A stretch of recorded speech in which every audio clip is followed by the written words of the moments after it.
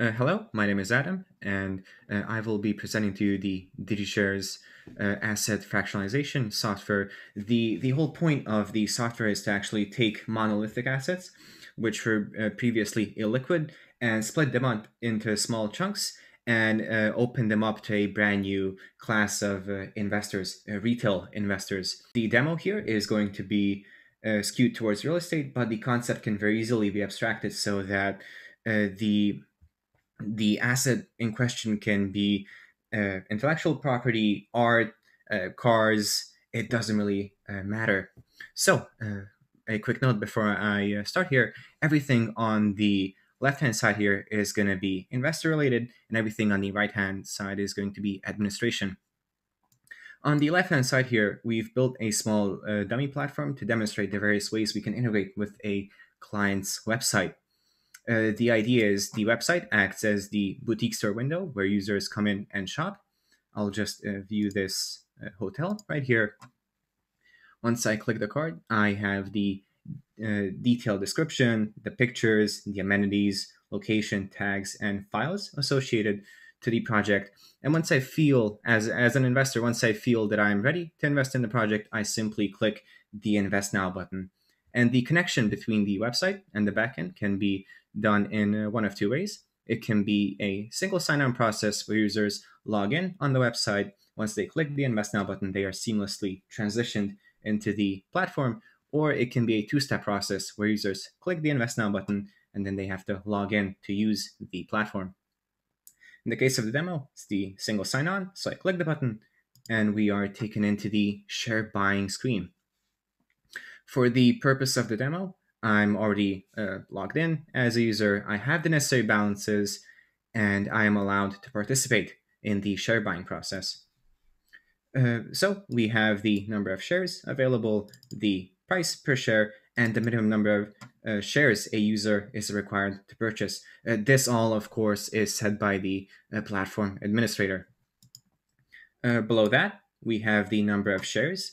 As an investor I wish to buy, I can sequentially manipulate this number, or I can write in a completely custom number, such as 205, for example.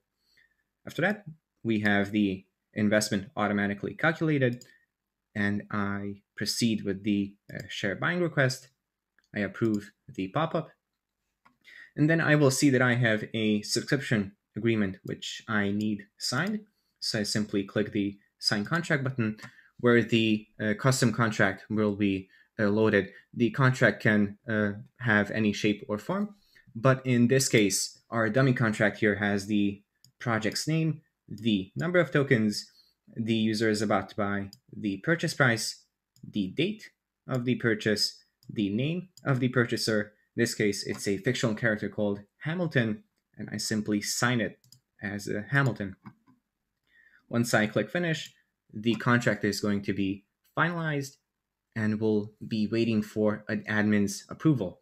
If I go into my portfolio, I will actually see the pending request, the date it was made, the project it's related to, the shares it holds, the number of shares, and the stage that it's in. In this case, it's signed, so I simply, as an administrator, I have to log in and approve the contract.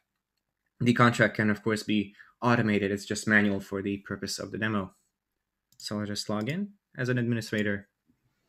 I'm now logged in as an administrator of the project, where I have the total number of shares related to the project, the number of shares distributed, the number of shares still held by the company, the number of investors who have participated in the share buying process, the number of users who are enabled to self-custody the tokens, the number of users whose tokens have been frozen because they've lost access to their shares, the number of activities done within the platform, and the number of new messages received from the investors.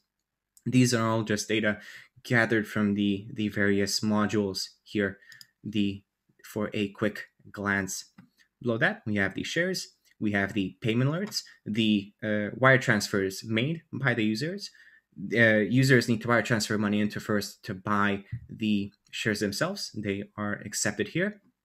And then the shares can be purchased, and the transfer of shares is actually very simple. We simply click the notification we wish to approve. I click view. I see the KYC info of the user. I see the balances. I see the ID of the contracts signed. So I proceed. I can send an email to the investor via push notification if necessary. And I click transfer shares and I approve the pop-up. Once I've done so, the shares are immediately transferred over to the investor. And I'm brought to the detailed view of the investor where I can view their KYC info, send an email, change their email, reset their password, enable or disable their login ability, deactivate the investor if necessary, view their current holdings, view the investor's balances, the investment history made, the deposit history made, the user's legal information, KYC info provided, signed and settled contracts, and the activities related to the investor. You can see the shares have been indeed transferred over to the investor. So if I refresh the page on the investor side, the notification has disappeared and the number of shares has increased as expected. The shares can also be traded on the OTC bulletin board, where users can post buy and sell offers within a single project, and other users can then react on those offers. It's important to note that the exchange can very easily be run without any additional licenses. All of the users are tracked within the share cap table, where we have the name of the user, the type of share, the value of the share, quantity, amount invested, voting power that they have, and the dividend that they are entitled to. Last but not least, we have the platform admin's login. This admin actually manages the projects that are listed for the investors to invest in. All of the projects are completely separate, so I can manage the shares, the roles of the admins, the users, the files, and the pictures, and it will not affect the other projects.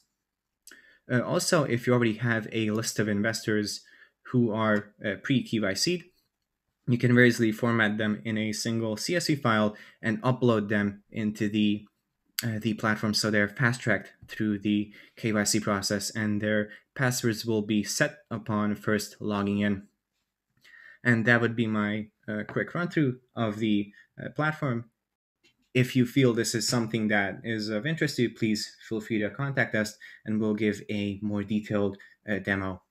Thank you very much.